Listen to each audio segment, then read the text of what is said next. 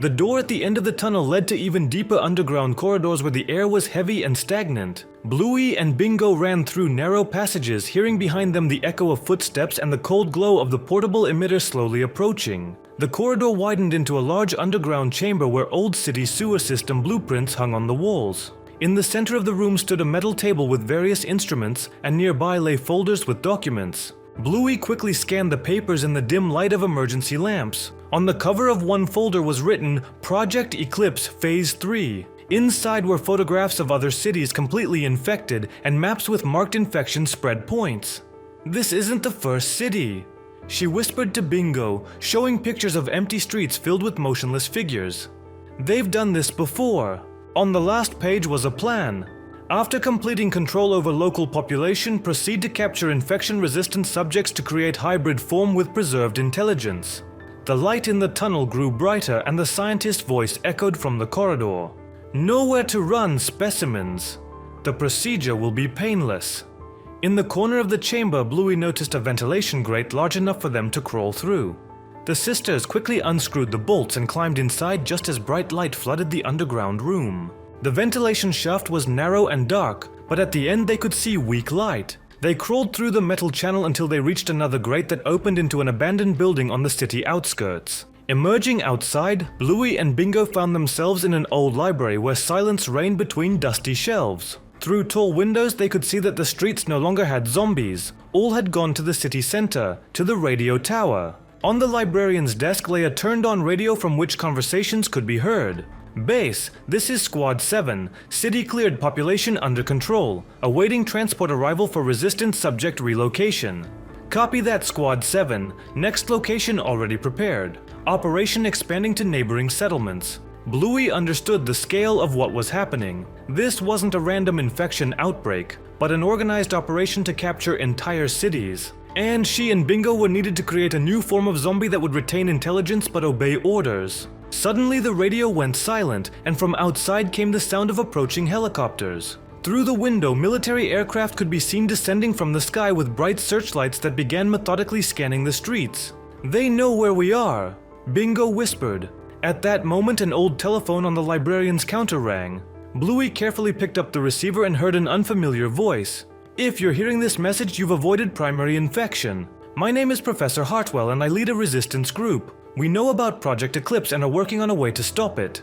The voice continued.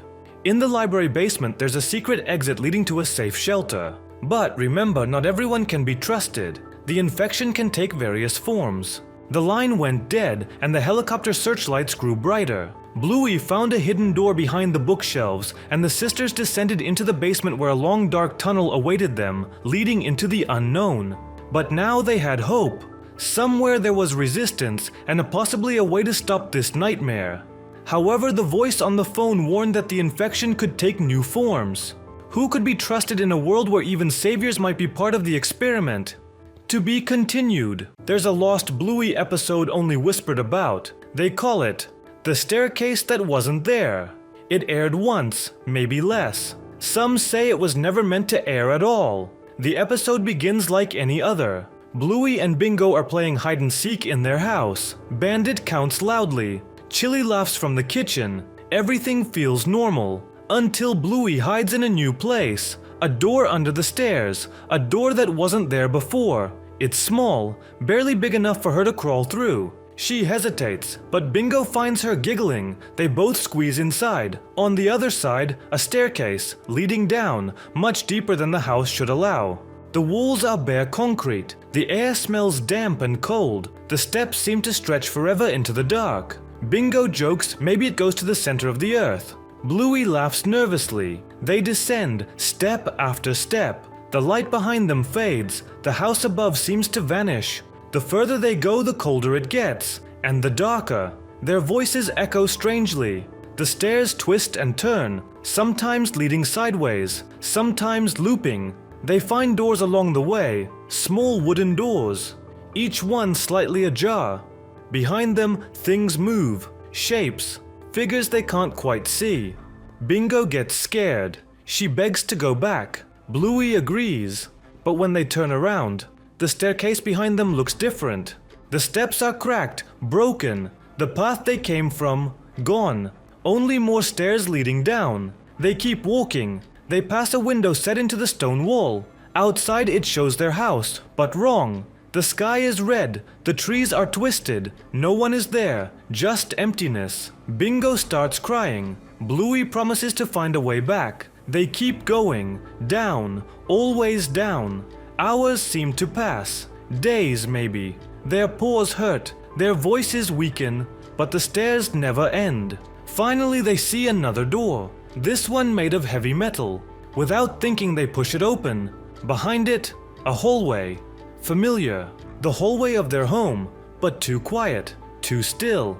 They step inside. The door slams shut behind them. They run to their room. Their beds are there, their toys. But the windows show nothing outside, only endless black. The final scene shows Bluey and Bingo lying in bed, wide-eyed, listening in the distance the sound of slow, heavy footsteps, climbing the stairs, getting closer. The screen fades to black. No music, no voices, only the sound of steps, never stopping. There's another Lost Bluey episode, one that almost no one dares to remember. It's called The House Across the Road. They say it aired once, very late at night, then it vanished. No records, no official listing, only whispers. The episode started like any normal day.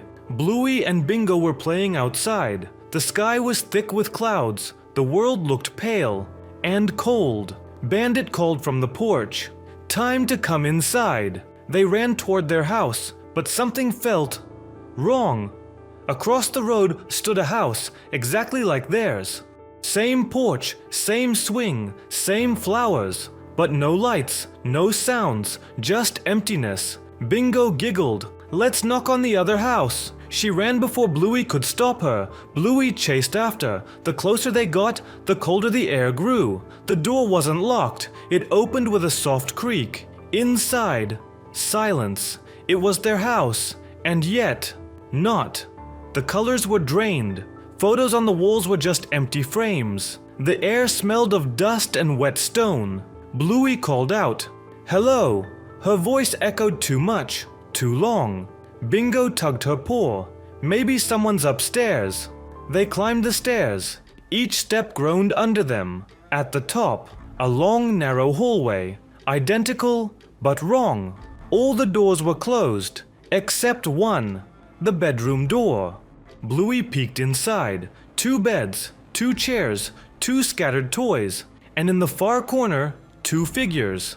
They looked like Bluey and Bingo, same colors, same shapes, but they were standing still, facing the wall, not moving, not breathing. Bingo whispered, "I want to go home."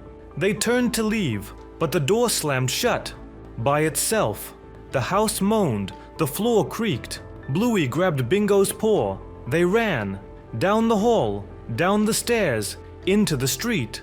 When they looked back, the house across the road was silent, empty, at their real house. Bandit and Chili waited, smiling, laughing. But Bluey paused. Something was wrong. Their smiles were too wide, their eyes too still. She glanced back one last time. The house across the road was gone, just weeds, dirt, an empty lot. That night, Bluey lay awake in her bed, listening. The real Bingo slept soundly beside her. But across the street, in the dark, 2 small shapes stood, watching, waiting. The screen faded slowly to black. No music, no laughter. Just the soft sound of footsteps, moving closer. Or maybe, never leaving at all. There's a Lost Bluey episode, one that almost feels like a story parents made up to scare their kids. It's called The Nameless Boy. It aired once, if it ever aired at all. Some say it showed up on early morning TV without warning. The episode starts with Bluey and Bingo at the park. It's a cloudy day. The colors are muted. The air feels heavy. They play on the swings, the slides, the usual games. Then Bluey notices him, a boy, sitting alone at the far end of the playground. He doesn't move, he doesn't smile, he just watches. His clothes are old, faded, his fur is pale, almost colorless. Bluey waves. The boy doesn't wave back. Bingo doesn't seem to notice him at first, but later, She whispers, "I don't like him."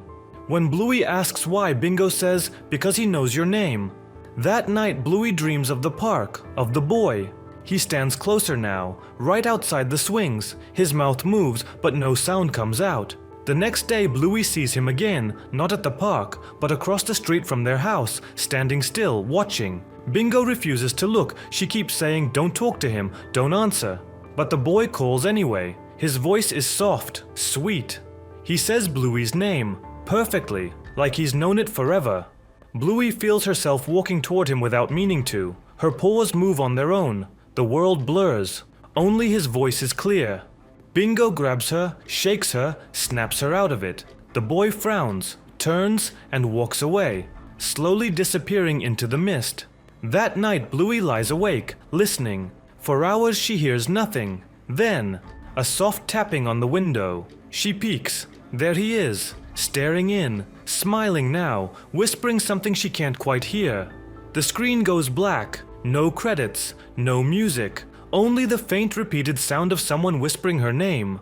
Over and over and over. There's a Bluey episode almost no one remembers. Or maybe they choose not to. It's called The Girl Behind the Glass. Some say it aired once late at night and then disappeared forever. No records. Only rumors and those who still remember what they saw.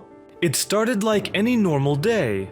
Bluey and Bingo were playing inside their house. The weather was cloudy. Gray light filled the rooms. Everything looked a little washed out. Bingo suggested a new game. "Let's play mirror match." She pointed to the large window facing the backyard. "You copy me and I copy you." They both giggled and pressed their noses against the glass. At first it was innocent fun. They raised their arms, twirled around, made silly faces. The reflections followed just as they should, but then something shifted. Bluey raised her right arm. Bingo raised her left like a mirror would. But the Bingo in the window didn't move. It just stood still, frozen. Bluey laughed nervously, thinking it was part of the game. She waved again. The Bingo in the glass tilted its head, not copying, just different. The real Bingo tugged at Bluey's paw. "I'm tired, let's play something else." She skipped away from the window. Bluey stayed, staring at the frozen reflection. Something about the eyes. They were too wide. The smile stretched just a little too much. That night things got worse. Bluey woke to tapping, soft rhythmic taps against the glass. She sat up in bed. The backyard window was across the room, barely visible in the moonlight. But she saw her, Bingo, standing outside, pressing her face against the glass. Only it wasn't Bingo. The real Bingo was asleep, tucked safely in bed. Bluey whispered, afraid to make a sound. The figure outside smiled. It wasn't a kind smile, it was stretched. Wrong. Slowly, it lifted its hand and tapped once more against the glass. In the morning, Bluey told her parents. They smiled nervously and said she must have had a bad dream. They pulled the curtains tighter, locked the windows. But every night Bluey heard it, the tapping. And every night if she dared to look, there she was, the other Bingo, moving on her own, scraping her hands down the glass, mouthing silent words Bluey couldn't understand. Sometimes she would press her palm flat against the window. Sometimes she would just stand and tilt her head, watching. The last night Bluey woke not to tapping but to breathing, slow, wet, heavy. The window was open, curtains fluttered against the cold air. Bluey didn't want to look, but something inside her did. She turned her head ever so slowly. And there, sitting at the end of her bed, was Bingo, or what looked like Bingo. The real Bingo slept soundly, back turned to the horror. The thing at the end of the bed smiled, and in the softest, sweetest voice it whispered, "Your turn to follow me now." The screen faded to black. No ending scene, no music, no laughter. Just the long, soft sound of something dragging across glass. Then, silence.